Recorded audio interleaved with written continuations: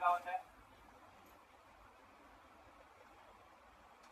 इसमें क्या ये बीच का सप्लाई पट्टा है, ये क्या हो गया, ये सप्लाई पट्टा, और ये जो ये है ये हो गया V2B कनेक्टर। फिर यहाँ से जो वोल्टेज जाएगा चार्जिंग आईसी के अंदर जाएगा, कहाँ पे, चार्जिंग आईसी के अंदर, तब जाके ये क्या करेगा, बैटरी को वोल्टेज देगा।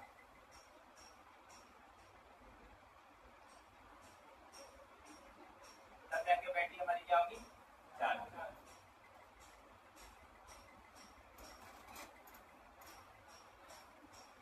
ठीक है, तो एक सर्किट बना रही है, एक लाइन बनी, एक सर्किट बनाया ना, तो इस सर्किट को किस नाम से जानेंगे, क्या कहेंगे कि सर्किट का कुछ तो नाम होगा। जैसे कि अगर इसमें वायरिंग चलती है तो ये पंखे की सर्किट लाइन, तो पंखे की लाइन के नाम से जान लिया, तो इस सर्किट को क्या नाम देंगे, चार्जिंग का सर्किट। तो चार्जिंग में भी इसमें चार्जिंग का सर्किट इसको नहीं बोला जाता है, इसको अलग चीज बोला जाता है। क्या, जो लाइन यहाँ से लेके और ये सब चल रही है इसका नाम होता है V बस, नाम मिल गया, क्योंकि गोदियों में इसका नाम देगा, क्या देगा, V बस। और इसी क्योंकि जब चार्जिंग का फॉल्ट आ गया, चार्जिंग का पिन हमने बदल दिया, फिर भी फोन चार्ज नहीं हो रहा है, फिर भी हमारा फोन चार्ज नहीं हो रहा है, तो हमें ट्रेस करना होगा आखिर में चार्ज ना होने का कारण क्या है। तो पहला चार्जर है, दूसरा सीसी बोर्ड है, तो इसको हमने सब चेंज कर लिया, चार्जर बदल दिया, सीसी बोर्ड भी बदल दिया, फिर भी चार्ज नहीं हो रहा है। तीसरा ये सप्लाई पड़ता है, लेकिन मदरबोर्ड में कैसे देखेंगे। अब मदरबोर्ड की बात करते हैं, तो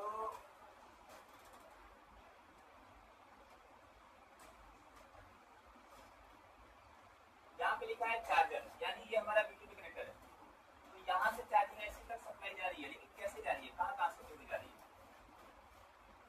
तो इसका नाम है, इसका नाम होता है V बस। क्या नाम होगा, V बस। अब यहाँ पे चार्जर खोलेंगे, चार्जर डाटा खोल दिया हमने, देखिए क्या नाम दिया है, नाम दिया नहीं, किसी भी फोन का अगर चार्जिंग पिन खोलेंगे, अब 7A का किसी के पास 7A का फोन है, इसमें चार्जर का डाटा खोलते हैं, चाहे कोई भी फोन हो, उसमें नाम उसका चार्जर का डाटा का नाम होगा V बस।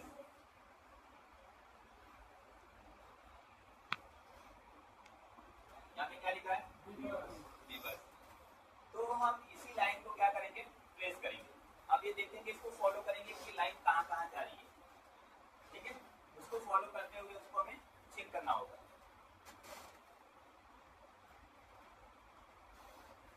तो यहाँ पे ये जो लाइन यहाँ से इधर जाएगा, यहाँ सप्लाई पता सोचे चार्जिंग आईसी तक जाएगा, तो यहाँ तक की लाइन को क्या बोलेंगे, V बस। अब नाम तो पता चल गया, अब यहाँ पे वोल्ट कितना आना चाहिए, कितना होगा, 5 वोल्ट। ये तो पता ही है, चार्जिंग पिन से लेकर चार्जिंग आईसी तक जो लाइन जाएगी वहाँ पे कितना वोल्टेज आएगा, 5। कंफर्म हो गया, कितना क्लियर हो गया ना। अब जब हमारा फोन जब हम चेक करेंगे और चार्ज नहीं हो रहा है, हमने चार्जिंग पिन बदल दिया, सीसी बोर्ड बदल दिया, अपने सप्लाई पत्ता बदल दिया, चार्जर बदल दिया, फिर भी चार्ज नहीं हो रहा है, तो हमें क्या करना पड़ेगा, ट्रेस करना पड़ेगा कि इस मोबाइल के अंदर कुछ ना कुछ फॉल्ट है। तो मोबाइल के अंदर फॉल्ट है, उसको ट्रेस करने के लिए हमें कौन सा लाइन पकड़ना होगा, V बस। ठीक है, इसके कितना वोल्टेज चेक करना है, 5। कितना वोल्टेज, 5 वोल्टेज। तो सबसे पहले हम कहाँ चेक करेंगे, ये देखिए लाइन दिया है यहाँ पे, तो यहाँ पे कितना वोल्टेज आएगा, 5। फिर यहाँ से ये रजिस्टर्स होते हैं, कैपेसिटर्स होते हैं, एक छोटी सी यहाँ पे OVP IC, over voltage protection, जैसे कि चार्जर में ज्यादा वोल्टेज कम किया रहता है ना, यहाँ पे चाहिए 5, हमने लगा दिया, सोचा कि जितना बड़ा चार्जर आएगा उतना तेजी से हमारा फोन चार्ज होगा, 120 वाट का लगा दिया चार्जर, ठीक है। तो हाई वोल्टेज इसमें आएगा, तो सबसे पहले क्या बनेगा, OVP, ये ओवर ज्यादा वोल्टेज जब आएगा तो ये उड़ जाता है, फ्यूज का काम करता है, ठीक है। जैसे कि हमारे घर में MCB लगी होती है, हाई वोल्टेज आया तो MCB फटाक से निकल जाएगा शॉर्ट सर्किट से पहले, ठीक है, इस तरह से इसमें होता है। फिर इस IC से होते हुए फिर आगे जाएगा, इस लाइन को फॉलो करेंगे, यहाँ से होते हुए V बस की लाइन आ रही है, फिर यहाँ से होते हुए कहाँ पे गया, इस कंपोनेंट से होते हुए नहीं, यहाँ पे आया, इस कंपोनेंट से होते हुए इस लाइन पे आ गया, IC के अंदर आ गया। यहाँ पे 5 वोल्टेज आएगा, यहाँ 5 वोल्टेज आएगा, फिर यहाँ पे कितना वोल्टेज आएगा 5। ठीक है, ये हमारी लाइन हो जाएगी इसका इनपुट, यानी चार्जिंग आईसी के अंदर जो वोल्टेज आएगा कितना वोल्टेज आएगा 5। अब नहीं वोल्टेज आ रहा है तो हमारा प्रॉब्लम है। हाँ, अब चेक करने के लिए हमने यहाँ पे चेक किया, वोल्टेज आ गया, ठीक है, वोल्टेज आ गया, लेकिन फिर यहाँ पे चेक किया वोल्टेज नहीं आया, तो खराबी क्या है आईसी। यहाँ पे वोल्टेज आ गया ओवीपी, क्योंकि हमेशा चार्जिंग सर्किट में वही चेक कर सकते हैं, जहाँ जहाँ डॉट का बिंदु का पॉइंट दे दिया है, जैसे यहाँ पे डॉट दे दिया, यहाँ पे डॉट दे दिया, यहाँ पे, ये सब जगह चेक कर सकते हैं, बाकी और जगह नहीं, जहाँ पे डॉट दिया है वहीं पे।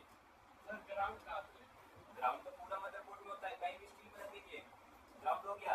ये व्हाइट कलर का सिल्वर कलर का लाइन चल रहा है, ग्राउंड ही है, ये येलो कलर का दिख रहा है, ये हमारा ग्राउंड ही है, तो ग्राउंड हम कहीं से ले सकते हैं।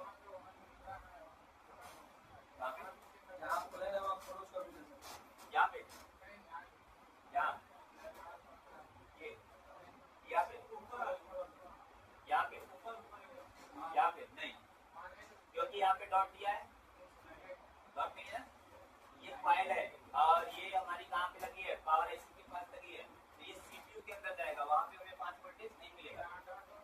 जहाँ डॉट है वहीं पे चेक करना है, ध्यान समझिएगा। नाम पता चल गया और इसका बोल्ट पता चल गया, ठीक है। तो अब बोल्ट हमने चेक किया, बोल्ट नहीं आया तो फॉल्ट, अब बोल्ट आ गया तो सही, बोल्ट आ रहा है मतलब स्विच कर रहा है, काम कर रहा है, ठीक है। तो यहाँ पे हमें 5 वोल्टेज चेक करना है, फिर यहाँ पे चेक करना है, यहाँ पे भी आ गया, यहाँ पे भी आ गया, लेकिन जैसे यहाँ पे चेक किया वोल्टेज नहीं आया तो फॉल्ट क्या होगा आईसी, ठीक है। इस आईसी को बदल देंगे या हम इसका तरीका बताएंगे कि करना क्या है।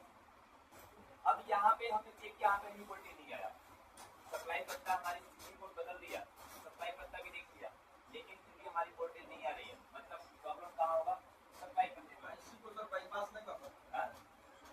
आगे बताएंगे, आगे इसका बताएंगे कि बाईपास किसको कर सकते हैं किसको नहीं कर सकते। ओवीपी है, स्विच का काम कर रहा है, एमसीबी का काम कर रहा है, तो हमारे अभी मशीन है इसमें भी लगाया ना, यहाँ पे देखिए नहीं लगा होगा, इसके अंदर लगा होगा, इस मशीन में देखते हैं, हाँ इस मशीन में लगाया, देखिए यहाँ पे फ्यूज लगा दी,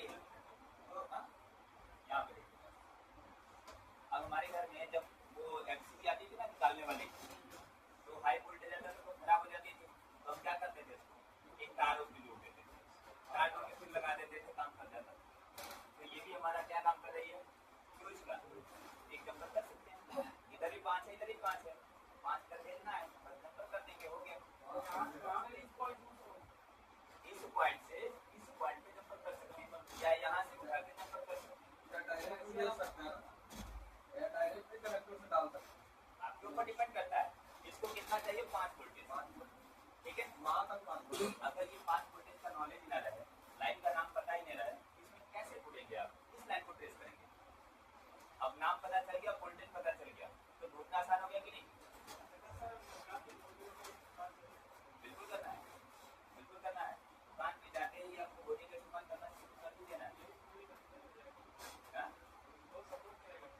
बिल्कुल सपोर्ट करेगा। हर दुकानदार के पास कोडिंग है, ऐसा कोई दुकानदार नहीं है जो आईसी लेवल का काम कर रहा है या थोड़ा मोड़ा जानकारी है तो उसके पास कोडिंग ना हो, कोडिंग है हर सबके पास, ठीक है। अब इसमें है, अब इसमें लाइन में है, तो इसमें में क्या चाहिए बी बस की लाइन, चार्जिंग की फॉल्ट है तो हमें कौन सी लाइन ढूंढनी होगी बी बस, बी बस में हमें मिल गया। अब इसके बाद देख रहे हैं कहाँ पे जा रहा है, ये रहा, यहाँ पे टी पॉइंट दिया है, यहाँ पे कितना वोल्टेज आना चाहिए 5, नहीं आया तो फॉल्ट, कम नहीं आना चाहिए, हमें कितना चाहिए 5, 4.7 हो सकता है, 4.8 हो सकता है, लेकिन 4.2 नहीं हो सकता, ठीक है, 4.5 नहीं हो सकता, 1-2 पॉइंट चलेगा। फिर उसके बाद इस लाइन को फॉलो करेंगे, अब फॉलो करते करते यहाँ पे चेक कर लेना है, फिर यहाँ पे, ठीक है। उसके बाद हमारी ये आईसी के अंदर चार्जिंग आईसी है, ठीक है। और यहाँ पे देखिए फिर वही ओवीपी मिलेगा, एचवीपी, ओवर वोल्टेज प्रोटेक्शन, ज़्यादा वोल्टेज आएगा तो ये खराब हो जाता है। और 70% की बात कर फोन आपने चार्जिंग पिन बदल दिया, सीसी बोर्ड बदल दिया, इंटरनेट सब देख लिया, उसके बाद ही फोन चार्ज नहीं हो रहा है, तो ये OBPIC आपकी डैमेज रहती है, इसको बाईपास करना होता है। हाँ, यहाँ से ये डॉट दिया है, ऐसे उठा के नंबर कर देंगे, नया भी लगा सकते हैं, लेकिन नया मिल कर लिए तो देखो ऐसे क्या करेंगे, यहाँ से एक नंबर उठाएंगे और सीधे इसको जोड़ देंगे, बस हो गया, काम हो गया। इसको कितना चाहिए, 5।